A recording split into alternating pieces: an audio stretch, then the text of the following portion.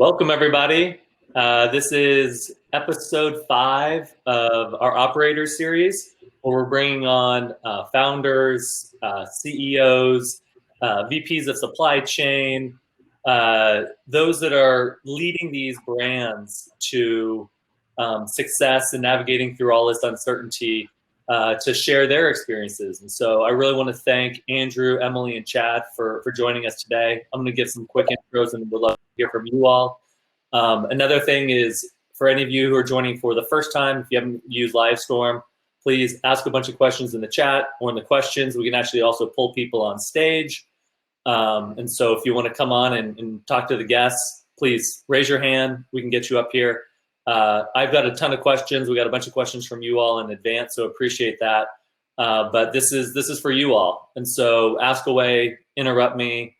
Nick's really good at that, and so I'm sure he'll interrupt me some as well. But please keep them coming. So first, just want to open up with Emily Sewell, VP of Supply Chain over at Hubble Contacts. By the way, I do need to become a customer of your guys's. I'm probably not, because when I play basketball, I can't wear my glasses, and so I blame like my poor shot on not having contacts. So maybe that's the reason why. But welcome, Emily. Casey, could you go like James Worthy goggles? Like maybe go the full. I could, but then I think the expectations of my game would raise. So I'm trying to balance that. Rumor has it you can dunk. So yeah, we'll blame COVID on why I can't when we get out of this. Andrew Faris, CEO at 4x400, which is a modern day DTC holding company. They own several brands, including Slick Products, Fielder's Choice Goods, which, by the way, if you want to see storytelling from a marketing perspective and just around a brand, check out some of the Fielder's Choice work. I love the stuff that they've done there, really tapping into the nostalgia of just these baseball mitts, which they turn into wallets and a bunch of other cool stuff. Highly recommend checking them out. Also Bamboo Earth, and formerly Kalo, which was recently acquired.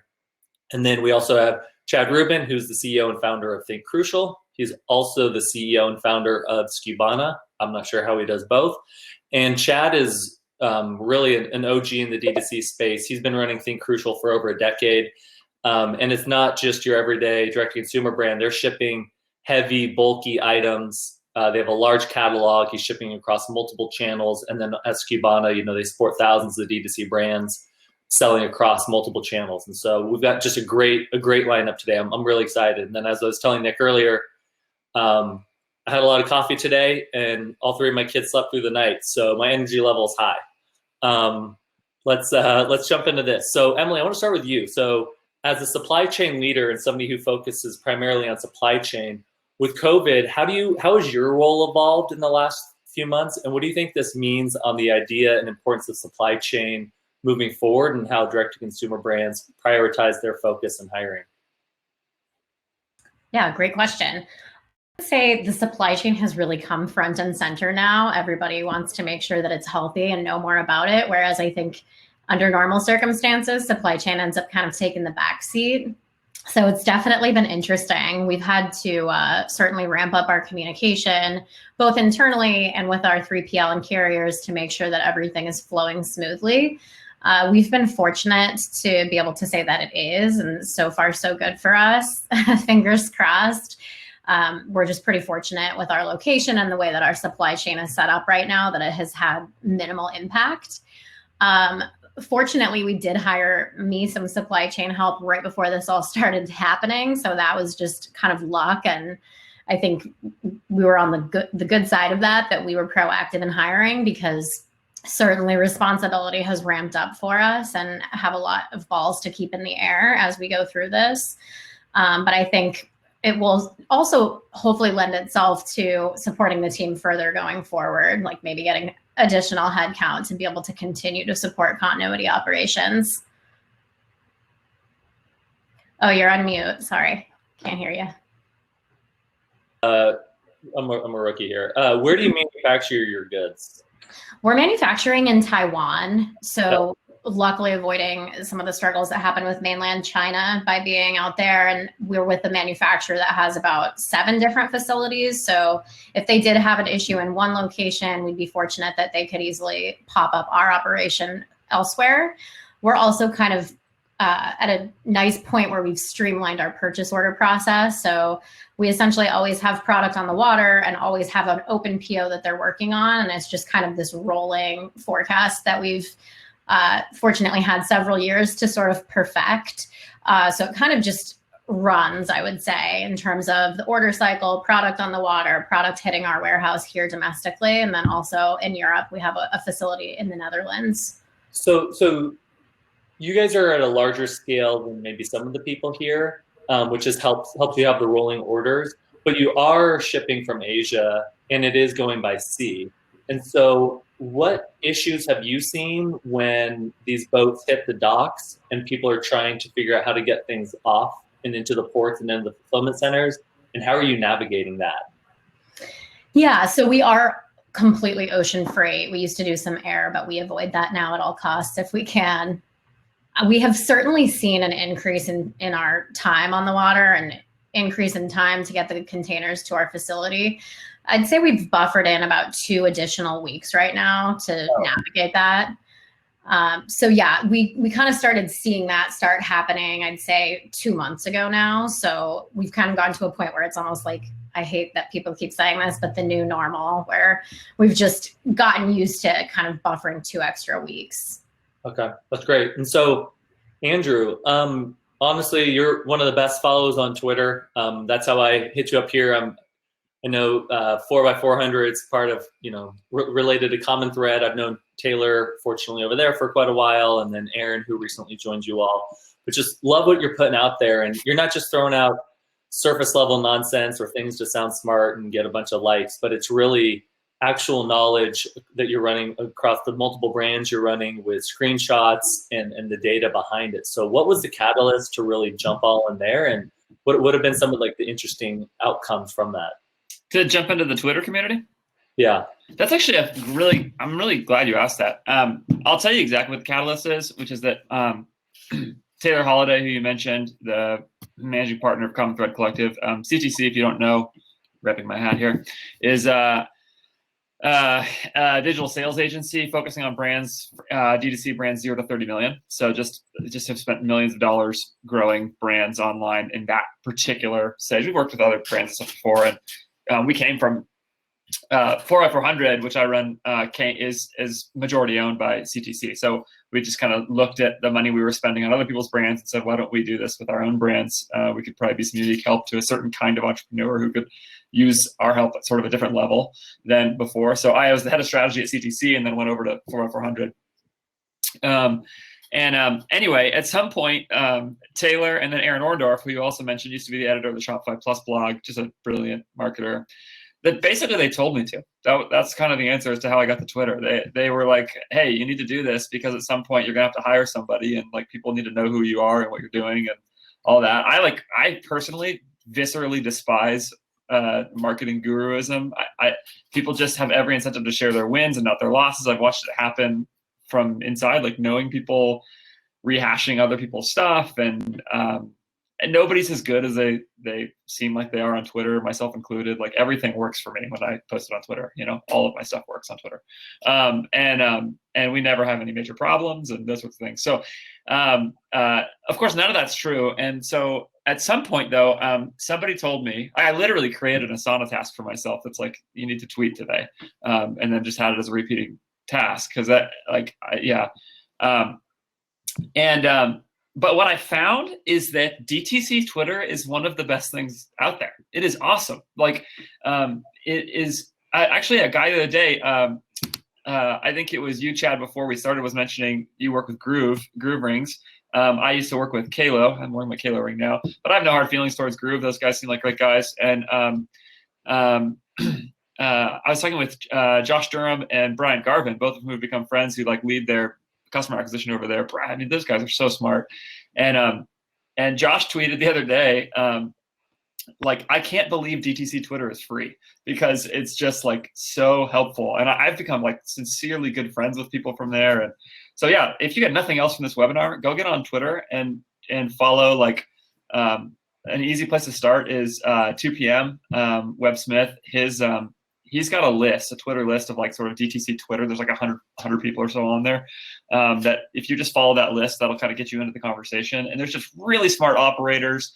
Taylor always talks about people in the DMs on Twitter will tell you, they'll like basically share their P&L with you. Like they'll just tell you anything. And so it's awesome. I think what people in the DTC world, especially like in the Twitter DTC world, realize is like, none of us are really competing with each other. Like even the ring example, like Groove versus Kalo, the category of silicone wedding rings. Who cares who's winning that category? Like the actual category those brands care about is metal wedding rings, which is still the gigantic majority of the market of wedding rings. And so if Groove and Kalo fight each other and so does Enso rings and whatever, like whatever, I mean, I don't work for either of them anymore, so maybe they don't think that way. But that's the way that I would think about it, is like really what they want to do is grow the category. It's like craft beer versus Budweiser or something like that. Does Stone really care that much about Sierra Nevada, or do they care about Budweiser? Like that's, I don't know. So that's the way I kind of think of all that. So DTC Twitter just kind of reflects that mentality, and it's been really fun. That's awesome. At Andrew J. Faris. Here you go, Andrew J. Faris. We'll drop a link in there. Yeah. So Chad, you and I chat pretty often. I love how you've been able to not just thrive with Think Crucial, but also make some very interesting pivots in what you're manufacturing and how you're really supporting people in this time. And so I'd love to hear some of the pains that you saw as you manufacture overseas, and how you guys were able to make really quick changes to not just run your business more successfully at Think Crucial, but also how are you able to support people during these times as well? Yeah, it's a great question. So with Think Crucial, we had a hard time getting product out of China. Most of our product is made in mainland China. And I was trying to figure out, why are we having such a hard time? Why are material costs rising? And it had to do with the fact that actually HEPA cloth bags are made with the same material as masks, KN95 masks. So I was in the shower and I'm like, oh my God, I'm sitting on thousands of items of inventory that can be actually repurposed into masks. So what did we do? I found somebody. I live in New York, Rockland County in Nyack, New York, and I found a Facebook group called the Masked Warriors, that are a volunteer group that are making masks, and they started making pockets where I just donated my filters to, and they started making these masks. Long story short, I just did that out of just like, hey, I want to be supportive. I want to do my part in this crazy world that we're living in right now. And one thing led to another. Actually, someone internally at Stubana referred me to somebody who came to a dinner that we hosted that repurposed their factory into making masks in LA, called Headley and Bennett. Sure enough, we started collabing, and for every mask that they sell, they donate one, and for every filter that Think Crucial sells, we donate one as well, and we just have a beautiful JV that is that's shaped up just due to the circumstances. So I think that's one thing I just want to piggyback on what Andrew was saying, is like, in this environment, I'm keeping like friends close, and for decades I've been keeping enemies even closer. And so we started running out of stock. I started calling up friends. A lot of them were supportive. Then I started calling up co-opetition, like people I've been competing with, and being like, hey, we're going to be running out of inventory. Can you help us out? And we've been able to actually secure a tremendous amount of what we call melt-blown polyester material to support the kind of sell-through that we're experiencing right now, because we are. I love that. And that's a question we get a lot as well, which is, hey, my manufacturers overseas, they can't get us anything, period, or they can't get us anything for 4 weeks, or hey, everybody in the US is not taking on new customers. And so it's maybe going to the competition, and it's just the importance of relationships has never been more apparent than it is now. And I think that's something that a lot of the smart operators have been doing for a long time. And hopefully everybody's realizing this and really digging more there, whether it's from supply chain to your marketing partners, again, to even your competition, because you can learn so much from there. And by the way, it wasn't always like this. Like when I first started Crucial 10 years ago, and even Stubana, I was like, I want it all. I want all the market share for myself. And now it's like, okay, we can coexist together in the space. We're never going to own 100%. Let's just have a relationship, and it's been great. So as Nick called out in the chat, ask questions. Usually it's about around the 20-minute mark where people are like, I'll throw in the first question, and then it steamrolls into a bunch of questions. So please, everybody, chime in Doesn't matter what your question is. Make fun of one of us, but let's get the conversation going. So I'll start actually with a question that we got in advance from Nikki with a C. What are with coronavirus, what are some of your strategies and resources for choosing products that will sell right now? So I'll open that up to the group if somebody wants to jump in there. I might have a unique perspective on this because 4x400 owns brands across different spaces. Like, so our brands are skincare, wallets made out of baseball gloves, and wash vehicles for off-road, or wash products for off-road vehicles, like just all over the place in terms of what we're selling. And then I also just have some visibility to what's going on for Common Threads clients and some of their stuff. And my answer to that question is almost everything. Like, if you are selling products online right now, it is, I just haven't seen anything like this. So like what we saw was a gigantic dip and right away that seemed to be just straight up consumer confidence. Like just everybody held on to their cash for a second. And then increases week over week. I saw some data saying there's 15% increases in sales week over week with total online, anywhere, doesn't matter. Just like total retail sales, 15% up week over week. I saw this from a bank. And then I saw data saying that even still, total retail sales were down 28%, except e-commerce year over year was up 50%. And the logic is pretty simple, right? Which is like, not everybody lost their job. You know, let's say 20% of people are furloughed or lost their job right now. And that's just staggering, right? Well, a couple things. One of them is, first of all, a lot of those people I think are expecting to get those jobs back. And then also, of course, there's a stimulus. And I know there's been problems with all of that, and I do not want to minimize anybody's suffering. But in the midst of that, what's happening is that if you just think about that, what's happened is, even if 25% of spending is down, let's just take that number as a simple way of thinking about it, right? Well, like 70% of the places where you can spend your money are closed, you know? And so that still leaves a huge gap between people who still have cash and like the places where that demand can be captured, and that can only be captured online. So what we have now seen over more time is that the more essential a business is, there's no question those businesses are doing better than the less essential businesses. They're seeing a bigger bump. But at the same time, I would say that we're seeing across the board increasingly category after category just go whoop, like this, like DTC. And that's just included so many different people. So I could say a lot more about that. I think the one other really key thing to recognize here is that large players are also pulling huge amounts of marketing dollars back. If you're spending money in any of the large programmatic auction-based digital marketing systems, like Facebook, Google, Snap, I assume, like any of those places where the price for your marketing is set by an auction, I've just seen like the cost of advertising go down to the tune of 40%, stuff like that. And so if you're seeing retail go up this much, or e-commerce go up this PM, so what we're actually seeing is like people who are like having Black Friday like day over day. And I know like Shopify posted some data saying they're seeing across all their stores, the behavior looks like Black Friday, which is just crazy. It's a weird time to be a winner in all this. But so that's a long-winded way of saying like my experience right now is to just be aggressive about products, try lots of stuff, and see what you can make work. Because if you can handle the supply chain and you're not getting killed there, it's mostly work. I'm glad you called out the tweet from JML over at the CTO over at Shopify, where I really view them as a proxy for the ecosystem, because the data they have is across, let's just say, 1 million plus brands, or at least hundreds of thousands. And if they're seeing consistent Black Friday level volume, that's such a signal for the greater ecosystem. And as you mentioned, not to minimize anything that's happening, but between unemployment and stimulus helping people, and people still need to buy goods. And for better or worse, though, they will still buy, I don't know, view it as discretionary funds, people are still buying.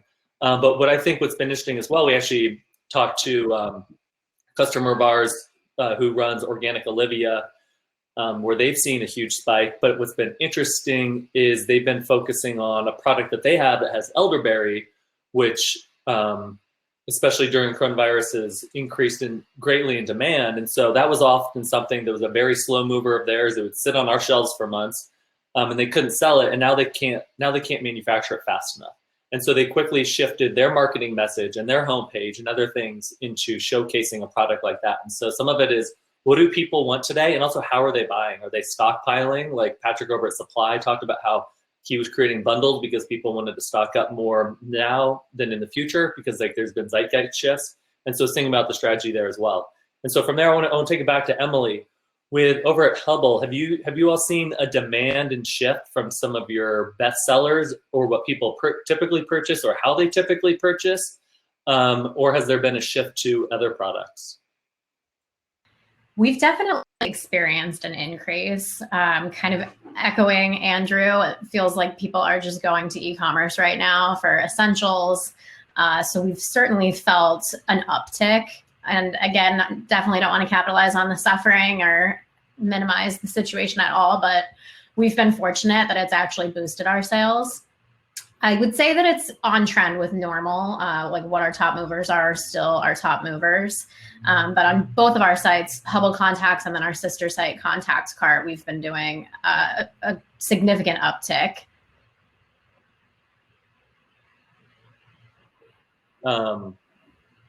You have a very large catalog, and you've been in the space for a long time, and you are selling essentials. And so have you seen a shift in, one, the products that people purchase, and two, how they, or maybe the quantity or how they purchase?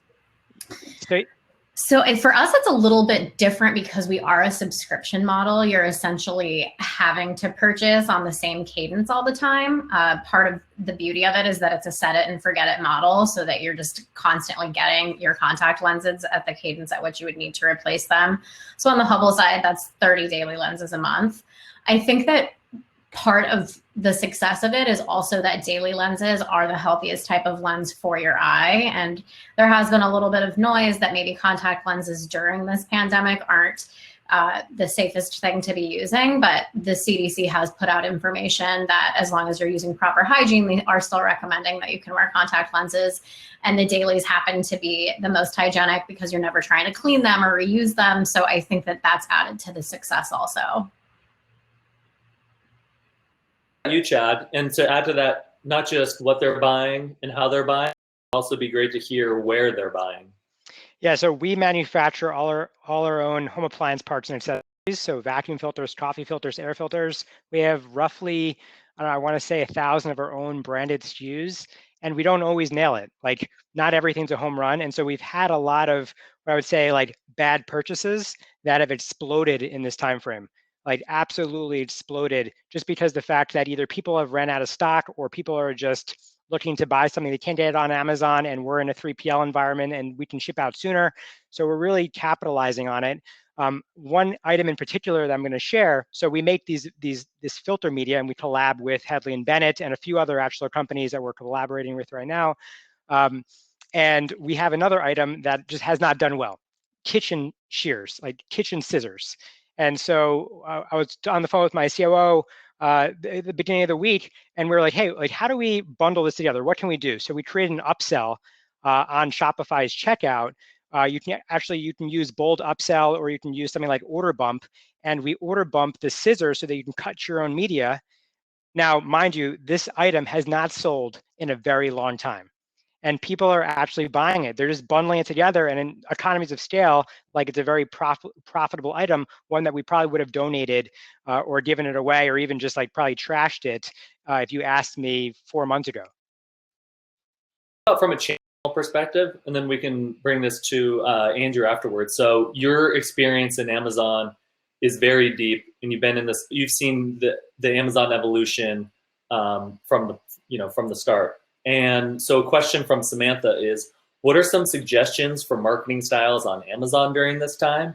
And then Chad, how have you seen Amazon growth versus your guys' own website? So the business is up overall like at least 200% year over year, if not more. Actually, the interesting data point here is that our Shopify site has just absolutely exploded. And I think it just goes back to my viewpoint always has just been, I always want to be diversified. I want to be on as many channels as possible and increase dwell time. I've never been just an Amazon seller or an FBA seller. We've always been doing merchant fulfillment along with priming specific diamond SKUs that we have on Amazon. But we've been very blessed in the scenario where we've been able to really accelerate growth on Shopify, and it's a super high margin. It's a high margin business, and it's the supply and demand is just like completely out of whack right now for a lot of our product line. In terms of like, what can you do right now on Amazon? Going back to, I think just Andrew's point in general is like, I think the cost of acquisition has gotten pretty low for specific categories. And in fact, a lot of competitors have bowed out of doing PPC in this environment. And so this is an area where you can like double down, you can take share. In fact, Google just announced that they're actually waiving fees on the Google product listing marketplace as well. So there's a lot of opportunity to do well in this environment. Awesome. And people in the audience as well, please jump in. Like, I know a lot of you have been on these before. We want to hear your answers as well. I was going through, I always look at everybody who registers and everybody who attends. And so I know that there's quite a few 7- and 8-figure per year brands out there. And so would love to hear directly from you all as well. So please feel free to chime in. In the past, we've had people with some great insight just in how they've been able to restructure contracts, let's say wholesale to like the Best Buys and the Trader Joe's of the world, to different marketing initiatives that they're taking on as well. And so, Andrew, to take it back to you with Facebook in particular, what kind of messaging have you seen work best? And from a creative perspective, what has resonated the most, and how have you been able to consistently come up with new creative? Yeah, there's a lot there. I think, so one of the things that we've been saying a lot around just kind of our, not offices, but community still, is message the moment.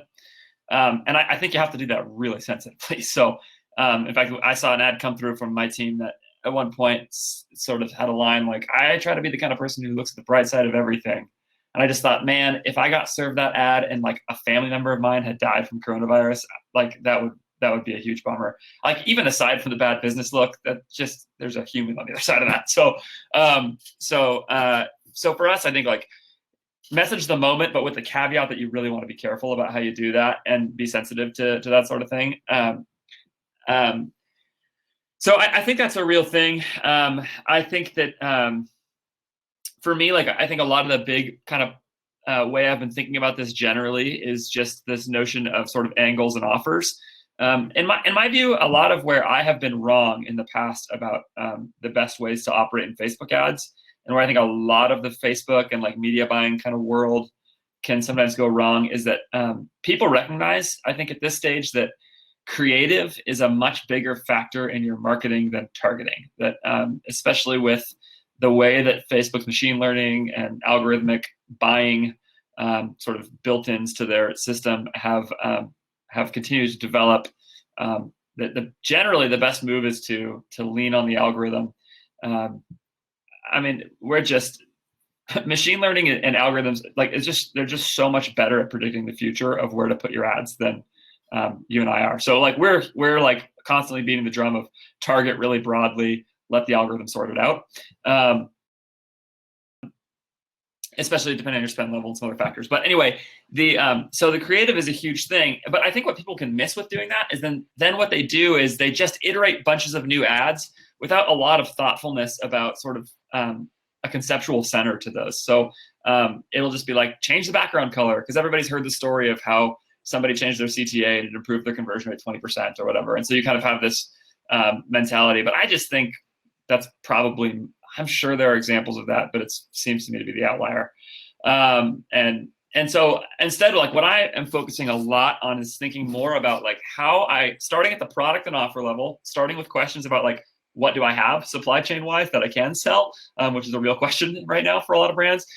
Where's my margin? Where's my best LTV? Like, really trying to, where's my scalability? Just trying to think through at the product level first, what I can do to make like what would it be really good if I could sell, basically, and good for my business, and then go from there and work towards an offer and an angle. The offer can include sort of how you position it, how you bundle it, pricing, price anchoring, a bunch of different things like that, and then I work backwards from there to the creative. So I'm in the positioning of the product and some of the. And going back from there and saying, okay, now how do I message the moment at the ad level to bring somebody into this angle? So the example I gave recently is like a skin detox. If you're switching skincare to clean skincare, sometimes you can break out from that because of purging old chemicals in your skincare. And so if you're stuck at home, no big deal. So like we kind of did a whole thing around detoxing your skin. And that seemed to work really, really well. But that actually started with like at the product and offer and angle kind of level, and then worked out from there towards creative that messaged that. With creative, because you mentioned, I'm glad you called out the machine learning and the algorithms, because they are getting to the point where they can do a lot of the heavy lifting and the time intensive work for us, even though you do need to evaluate which ads are performing best, and especially in like the B2B space. Are people churning? Are people staying longer? Who are your repeat customers? But anyways, back to like the actual creative. How are you all creating that today? And have you seen a shift in especially when you utilize Instagram and Facebook, which is a much more visual medium? Are you using static imagery? Are you guys creating video? Are you utilizing UGC? How are you approaching that? Yes. The answer is, yeah, we'll try it all. I just think every lesson you've ever heard about like this is the thing that works on Facebook is wrong. So and what I mean by that is that like sometimes that works, sometimes it doesn't. Like UGC sometimes works, but I've just seen every rule of thumb be wrong at times. And so the answer is like, how can you get smart, consistent, creative testing? And I think both of those matter. Like what I don't want to do is just throw a million things at it. Sometimes that can be helpful, actually. It's just pure volume. But what I also don't want to do is just like slave over a new piece of creative for weeks and weeks to try to like really dial it in perfectly. There's some kind of middle ground there of like iterating regularly. And what is that the bigger the swings, or like the to get really different results, you need to try really different things. So a minute and a half long explainer video probably is going to have a different effect than a still image. And to think about how each of those is going to lead somebody from the ad through to the angle and the offer is really crucial in my view. So we do it all. Like I think I'm actually like my director of growth, really smart guy. He's like constantly beating the still image drum, and everybody else has just been talking for forever about video. But he's, I don't really understand why. Like still images work, and if you can do a great job with a headline and following up with information, they work. And then I've also seen people who are winning with 10-minute long explainer videos that are just like impossibly slow, but some people stay with them. So there's just a lot of different ways to win. And what I would say is like test creatively, start with it, grab attention in the beginning, fill out the information on the back end of that. If you can accomplish both of those things at the ad level, you can win. And there's a lot of ways to do those two things. You need to do both. Agreed. I think that we're going to look at some silver lining from this craziness is that people are realizing there really are no rules, and what works for one business won't work for another. And so again, it's good that you have somebody in your team that is just all in on static imagery, and somebody else is all in on UGC video, because there's the right message and the right time for each, and it depends on the product, and you've got to test and put that out there. But that's also what makes our jobs fun. So here we have a question from Colin that we'll open up to all of you. Are any of you using Snap or Pinterest for customer acquisition? And if so, how well do they work or compare to Google and Facebook? Just say quickly, I'm not using either of them right now. There may be a day when we do, but it's another thing I'm a big believer in is there's lots of upside left in Facebook for people who, I mean, some of you are spending 20, 30 grand a day and you're tapping out the top. I totally get it. Yeah, you might have to move on. But especially right now, I've got one brand where 5x my ad dollars. And the reason why is exactly what I said. CPMs are down so much that there's just like way more scale in Facebook right now than there has been for me for a long time. So that's what I agree with that. And that's something that we think about a lot as well, which is there's only so much time in the day. So you really need to focus. I'm not saying don't try new channels because there's so much value in that, but also don't get distracted by the shiny penny, because are you at 5% of what you'd be maxing out on Facebook, where you've already built in those muscles, you have the tracking in place, you understand the mechanics of that, you understand what that looks like economically, and can you scale that before trying these other channels? And so maybe try to like maximize the channels where you're already semi-proficient in and become even better before starting to look at others. But again, I'm not saying don't test other channels. So question here from Kiku: if you're a brand new company and the launch has been delayed, Kiku, we might need to pull you on stage and get some more context. What should you be concentrating on right now? And so again, I'll open this up to the audience. If you're early stage, what do you recommend concentrating on for these newer brands?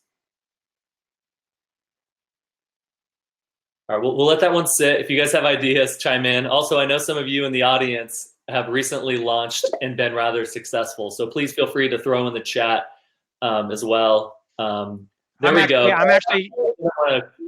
One sec, Chad. I didn't want to call Paul out. Paul Howdigy here, chiming in. Audience growth here. He's going to drop some knowledge here, but he's got some good stuff he recently launched. Chad, throw it over to you. Oh, I was just curious, what is delaying the launch? Like now it's easier than ever to start a brand, to go direct to consumers. So I just wanted more clarity, like what's delaying the launch? Like throw up a splash page, maybe use Shogun, and like I would start selling. Like now's the time to start selling. And I think also right now, which something that I know we focused on, a lot of the brands I'm talking to have, is taking the level of communication with your customers and partners, but your customers to the next level. And so Paul calls out audience growth here. And so it's building that audience, but building that audience also means building the rapport and relationship with that audience and understanding who they are more and why they're buying from you versus somebody else. And so I think really focusing on the customer and understanding them a lot better. And especially if you're early stage, like everybody always looks at the incumbents or these much larger brands and they aspire to be that, as they should. But one of the beauties of being a smaller brand is you have time to know possibly all of your customers or a huge majority of that. And so with Kiku, she's stuck in production, so she doesn't have the product right now. So again, even there, just like Chad said, throw up something like Shogun or just some landing page, say that the inventory will be on its way, and start trying to build this relationship and understand the customers. Because even if you get feedback and you can't complete the sale, you can follow up with them after and you're already starting to build some relationship. So another question here. Oh, I've got some thoughts on this. We'll open it up to all of you. From Colin. So Chad, you mentioned the free Google listings. Does this make Google a more legitimate competitor in e-commerce with Amazon? Well, I think Google has always been legitimate. I just think Amazon's always been a few steps ahead. But I've always been about just like playing Monopoly in e-commerce. I want to be everywhere where people are spending dwell time, and part of that dwell time is on Google. So if Amazon has 50% product search share right now, and Google has 80% just share in general, how can I capitalize on the search and the eyeballs that are going to Google right now? And I think Google just has made it a lot easier to capture that, and for brands to start actually like embracing their platform where they haven't maybe previously. So where I want to dig in a little bit more with you, Chad, is, so I'm a big fan of Amazon. I know, I guess ShipBob kind of ish competes against Amazon. I view it as a complement to a lot of our customers. And especially with Amazon cutting off everything that they consider non-essential, and they're such a massive organization, there's nobody to even pick up the phone and call to say, well, hey, this product actually is essential, you just tagged it wrong, because their phones would ring off the hook. And so Chad, can you just share a little bit of your experience there, and also how this has really showcased the value of diversifying your channel mix? Yeah, so Amazon has gotten so large with so many products that they just couldn't control the assortment. So they just went through and they swept everything, and it was pretty much a robot. And we actually got a ton of products that were kicked out saying, hey, these are non-essentials. So like pet filters were essential, but like human air filters weren't essential. It actually had no rhyme or reason to it, which was totally crazy. Nobody had talked to, nobody emailed, they weren't even responsive to this. They have let up some of those restrictions, but I do feel bad for those that really embraced Amazon as a business versus just merely a channel. And so we have we've done very, very well in this environment, having just presence off Amazon. And I do think, by the way, other channels have been able to, like other merchants and brands have embraced a lot of other channels during this time if they couldn't embrace Amazon to get more listings up onto those marketplaces. For example, eBay, Sears even has a marketplace, Walmart. If you're maybe in niches like Verishop or maybe Huckberry, for example. So I think that this has just allowed more people. I think just like the rising tide lifts all ships, and I think it's right now that's just what's happening specifically in my space, but across e-commerce, where e-commerce is maybe 12% or 13% of total retail, that will probably be like 25 or 30%. I'm assuming, I'm guessing, but I think it could be pretty high right now. And I think Shopify is benefiting from this specifically around groceries, where grocery stores or small grocery boutiques that are making like ghee or other essentials right now are doing extremely well and embracing Shopify and selling on the internet. And so something I want to answer, or I guess get in front of that some of you might be thinking is, we say, hey, don't spray and pray and chase a bunch of channels, and at the same time we're saying diversify. I think it's picking the right horses that have the scale to get you in front of the right customers, but there's also so much value in which of these channels actually have strong data that you can rely on and feed back into your decision-making process so that you are confident in what they're showing. And so that leads into an example that that Andrew dropped in from Colin in the questions. If you go to the questions section and scroll to the bottom, you can see it. So again, to reiterate Colin's question, it was, is anybody using Snapchat or Pinterest, and how does it work compared to Google and Facebook? And so, so what Andrew's seen here, I've seen in new channels quite often where, so he says, if you do this, be very careful around the attribution models. Particularly on Snap, he's seen Snap dashboards show 10 to 13x return on ad spend or ROAS, but when you dig in deeper, it's 95% plus view-through conversions. And a view-through conversion means that they saw the ad, or at least they saw the ad for a second. I don't know what has to happen for view-through in Snap, but they did not click the ad, and the ad did not necessarily drive the visitor, which then drove the transaction. And so we've seen some folks winning there, but you just have to be crystal clear on what your dashboard is telling you. And so I've seen the same thing in other things where they'll give you view-through, where it could be view-through of a display ad on a website, and it's like the person didn't necessarily see it, you're just spraying it all over the place. How do we know that it's actually drove it? And so I think if you start with what is actually, you have confidence that it's driving that acquisition, and then trying to expand those channels and then going from there. And so here's a question from Hamid, and Emily, you'd probably be able to best help us here. So as a pivot, he's searching for the potential of delivering farmers' products to customers using a D2C company. With your experience and knowledge, is it possible for them to deliver dairy and meat products, and any suggestions for delivering them for delivery from farmers? And so as the probably supply chain expert on this one, Emily, do you have any experience on that side of the business? Because I know perishables is a bit different than a lot of the other industries.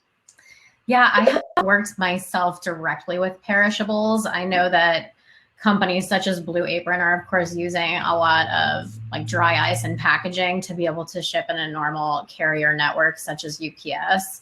I also know LaserShip as kind of a local courier type service has been used by some of those companies.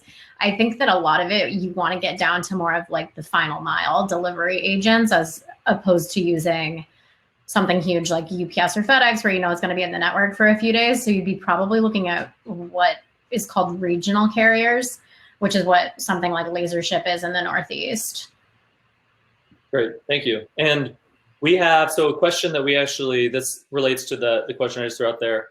It was a question from Mary Jo, do you do frozen fulfillment? And so we have temp control, but we do not do frozen goods, and we can do perishables, but it depends. And so if anybody has specifics with their business, my email, carmstrong@shiphub.com, happy to dive in further. So here's a question from Ido, and again, I'll open this up to Andrew, Emily, and Chad, and then anybody in the audience as well. Does somebody have experience with efficiently advertising CBD?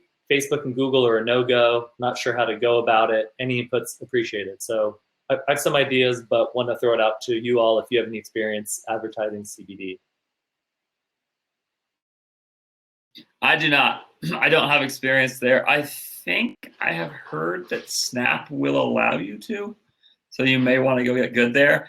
The thing that I'll say about this, though, is that I just love this problem because I just love, like, part of me wishes I had some more constraints so that I didn't get so stuck on Facebook, because I'm just a huge believer that constraints generate creativity, and that you now get to solve a different problem than other people are. And I just think that's going to be that can create gigantic advantages for you, especially when inevitably Facebook and Google do allow you to do this at some point. So anyway, so I think, like, I don't have an answer. I haven't seen it. But I love the idea of attacking this problem, because I think it will pay off for you in ways that probably you have some ripple effects that you can't see right now.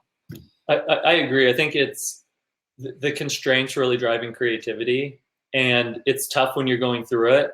But if you can get out the other end, you'll be in a much better position, because you're utilizing, let's say, SEO, and maybe SEO is able to drive your business forward, and that's the toughest to scale, but it's always the most cost-effective channel.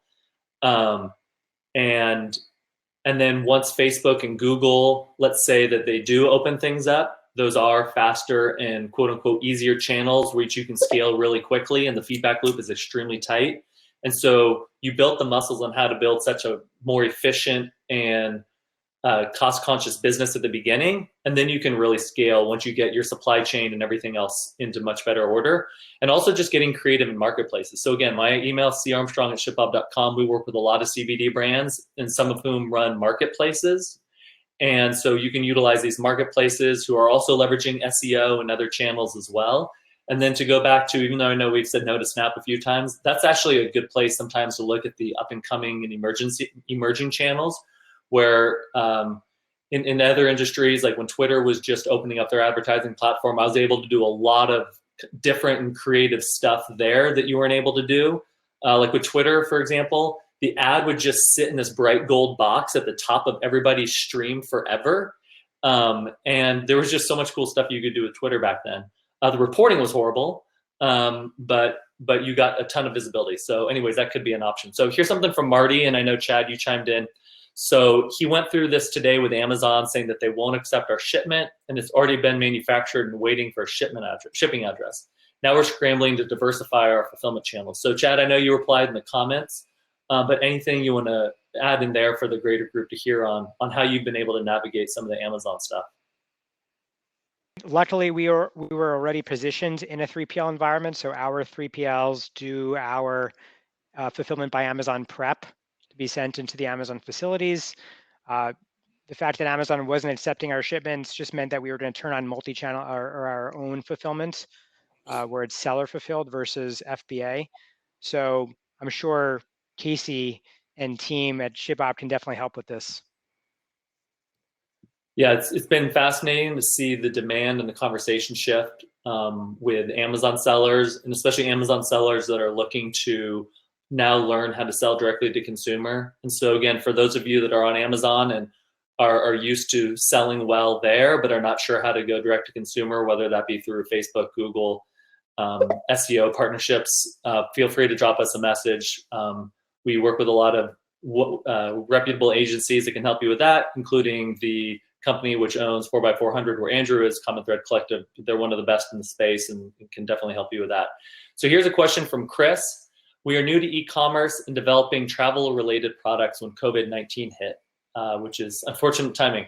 So we pretty much paused everything, but are thinking of resuming advertising for pre-orders. Do you have travel products that were hit hard? Do you pivot away? Any suggestions? And so I'll say from the data we've seen, yes, that was hit very hard. Some of the data that we've seen from some of our partners, both publicly and privately, that's been arguably the industry or niche that's been hit the hardest. But what I do think is really interesting is looking at companies like, let's say, Lululemon, where they had their kind of travel wear and commuter wear, and they kind of pivoted that to comfortable wear while you're at home, because people maybe they don't want to wear sweats, but will they wear something more comfortable when they're at home? And so it's thinking of how are people now not traveling, but utilizing the same products now that they're home. If you're selling suitcases, that's difficult. But I want to throw that open to you, Chad, Andrew, Emily, anything you see there.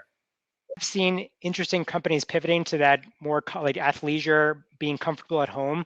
One specifically that stood out to me was Baboon. They make a backpack, and I looked at the copy that they had sent me, and it said a go bag. And right now, go bags are very hot because a lot of doomsday preppers are creating these go bags where in any moment you can pick up and go, and they're putting first aid equipment in it, and they're putting knives in it and band-aids, all these things.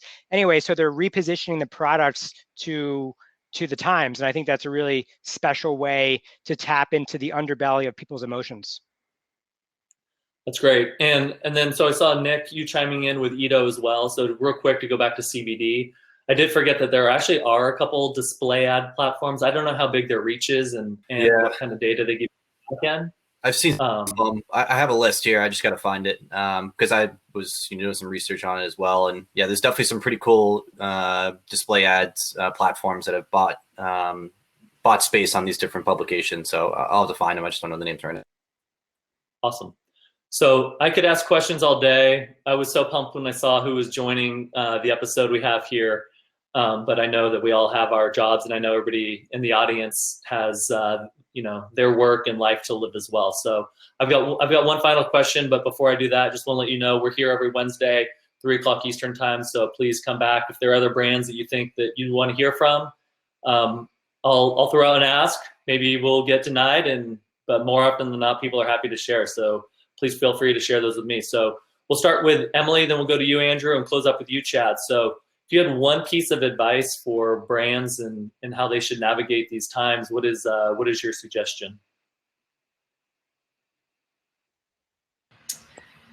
That's a good question. I would say, keep going. I think something that Andrew touched on earlier, it's like, just try it. Like, people are shopping online a lot right now, and I think that we're going to come out of this a much different world, and e-commerce is probably going to be advanced like 15 to 20 years of what it would have been. So I think there's a lot of opportunity to just keep pushing through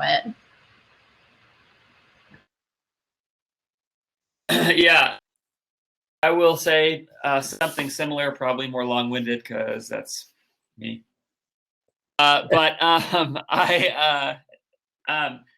So the drum that I've been beating constantly with this is that we live in a world right now of incessant predicting the future. Everybody is trying to figure out what's going to happen next. I think this is a human thing in general. The problem is we're terrible at predicting the future. Like, this has just been studied endlessly. Go read the Signal and the Noise by Nate Silver sometime, and you'll kind of get a good look at this. Like, it is just fundamentally impossible. And as a framework for thinking about that, in particular, the farther out you predict and the more things that you have to stack for your prediction to be correct or incorrect, the less likely you are to be accurate, right? So if you shorten the time horizon of your predictions and your forecasting, and you project smaller, more minute things, you're more likely to be right. And the reason I say that is because I just have no interest in trying to say what is going to happen in e-commerce later. And so I would just echo what Emily said, which is instead go now. Like, I think probably, I don't know what's going to happen in 3 months. I don't know what's going to happen when stores reopen. I don't know if there's going to be a second wave of coronavirus. Nobody knows, right? Just nobody knows. I don't know what's going to happen in 3 months. I don't even really know what's going to happen in 3 weeks. I feel pretty good about 3 days. And what I would say with that is, like, Airbnb is probably not going to take their $900 million that they put aside in their marketing budget and put it back into the market in 3 days. They're probably not going to do that. They might in 3 months, but they're probably not going to today and in 3 days. So what I would say is just like I saw questions about, should we take pre-orders? My answer is yes. Try everything. Go do everything. CPMs being down 40% while retail e-commerce or e-commerce sales are up 50% is crazy. Don't misunderstand. Like, it's insane, this moment that we are in. And so, like, I feel like I'm preaching a little bit right now, and it's true because I just, like, for me, it's just like every customer you acquire right now is a customer that you may or may not be able to acquire in a couple of weeks, who will potentially come back and buy. Every email address you get right now, you now own at Black Friday. Like, so whatever happens in the future, whatever happens over that time, no matter how long this moment lasts for, there are enduring effects if you can take advantage of the scale now. So I'm trying to be careful about cash for sure. We are not a large business with a huge war chest, so we have to be careful about that. But within cash constraint reason, I'm trying to go as big as I can, as fast as I can, so that I can just take advantage of this, and that over time I now have more owned audience, more customers, those kinds of things, so that I can capitalize out in the future. I just don't think this moment's going to last. When I was an ad buyer at Kalo 5 years ago, that company was 0 to 20 million in like 2 years with no funding, and it was a lot because Facebook ads were just massively underpriced at the time. They just were more valuable than they were being charged for. But Facebook is a giant auction, and auctions are really efficient markets. And so the market caught up, and Facebook is not like that anymore. But right now, today, it's more like that again. And so it will not last. Take advantage of it as big as you can now. When we went 0 to 20 million, all of us kick ourselves in retrospect and go, we should have gone bigger faster. That's like, we didn't go hard enough. We got greedy. So that's my big thing. Go now, do as much as you can now. Don't even try and predict what's going to happen. Like it's a fool's errand because there's just too many factors. Love it. Chad? I'm embracing this time. I secretly actually am enjoying quarantine life. Don't tell anybody. Right now, like psychology will make you or break you along with your company. And this virus is preying on weak companies specifically. And so, I mean, for my own company, we've gotten super creative. That creativity came out of just taking a shower in the middle of the day, not in the morning, not at night, like in the middle of the day, which would never happen in my life if I was working in my typical 9 to 6 going into the city. So I've sort of recommitted a lot of my capacity, the way that I've been thinking in this time, back to our mission, right? Like, why did we start Think Crucial to begin with? And that was to essentially make washable and reusable filters and to create affordability for those that maybe couldn't afford it. And so maybe think about your own business right now. How can you push really hard and get super creative in this time? And maybe it's just like taking a step back from what you've been doing to find that creativity and double down on like why you created this business to begin with. And like one example I'm going to just leave everyone with is like my wife owns a yoga studio in Nyack. And she's been like really, really impacted, and we haven't even gotten the Triple P program for her yet. And it's really just, it's hard to see because she's worked so hard to get so many members. So we were one of the first to go virtual. Great. Now everybody's going virtual. Well, now I'm like, okay, well, we're going to do a buy one, donate one. Like, what can we do on our part? So if people buy a virtual membership, we're actually donating to a healthcare worker in need. And like people are tagging their friends. So we've gotten really creative and really playing to win, and we're actually just to not to lose right now, right? We're just playing to try to survive and eventually thrive in the crisis. Love it. Thank you all. To reiterate, perseverance, focus is what is in front of you today. Embrace the creativity, which I could not agree with more, and just launch and try new things. So thank you everybody for joining us. I really appreciate your time. Andrew, Emily, Chad, thank you. Everybody in the audience, really appreciate it. These are interesting times, but there's a lot of opportunity to be had, and we'll see you all next week. Thank you. Thanks, Casey. This is really fun. Thanks, Nick. Thanks, everybody.